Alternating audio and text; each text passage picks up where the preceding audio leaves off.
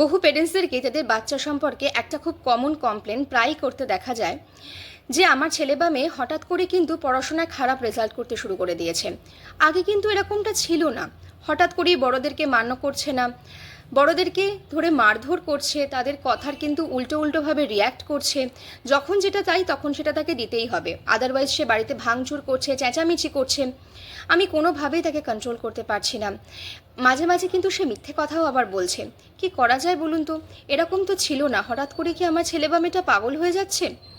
এটাকে জেনারেলি বলা হয়ে থাকে অপোজিশনাল ডেফিয়েন্ট ডিসঅর্ডার, যেখানে বাচ্চা বড়দেরকে কোনো রকমভাবেই কিন্তু সে মান্যতা দিতে থাকে না, এবং সেটা নিয়ে তার মধ্যে কিন্তু বিন্দু বিসর্গ কোনো গিল্ট সে ফিল করতে পারে না।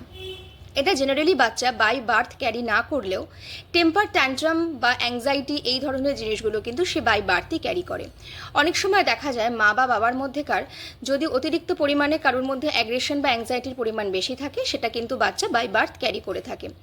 আবার এই ক্ষেত্রে কিন্তু এনভায়রনমেন্টাল ফ্যাক্টর, তাছাড়াও হচ্ছে গিয়ে প্যারেন্ট চাইল্ড রিলেশনশিপ, তাছাড়া হচ্ছে গিয়ে প্যারেন্টিং স্টাইল, এই ধরনের জিনিসগুলোও কিন্তু ভীষণ পরিমাণে গুরুত্বপূর্ণ ভূমিকা পালন করে এই ওডিডি গ্রো করার জন্য।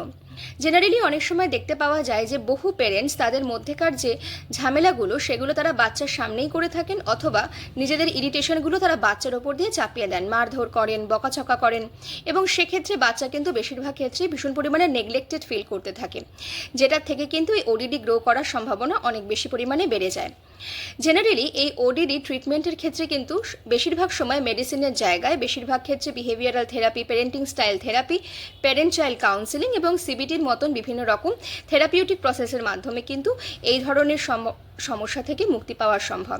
তাই অযথা কোনো রকম গুজবে কান না দিয়ে বিষয়টা সম্পর্কে জানুন এবং সচেতন হন।